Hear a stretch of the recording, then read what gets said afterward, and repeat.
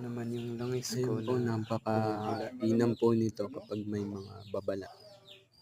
Nagbibigay po yan ng babala. Nagagamit din po ito na panggamutan, pangkaligtasan, tuloy ang angat at ng mga maganda bula po po sa nito. kabuhayan. Ito Ayan, ay tingnan niyo pong nakakaramdam mabuti, kumukulo po ng siya. mga masasamang enerhiya, mga Kumukulo po. Ayan. aksidente, bubula po yan. Kaya kailangan dala nyo palagi ito. Sa ngayon hindi po siya Basta po may bumubula, mga kanina lang dahil parang may po yan, gamit na yan. yun nararamdaman siyang enerhiya. Yan po, mga buhay talagang mutya ang Ibig sabihin may naririyan po. mga elemento Tingnan niyo po mabuti. o mga laman lupa. Ayan po yung Kaya bumubula po yan.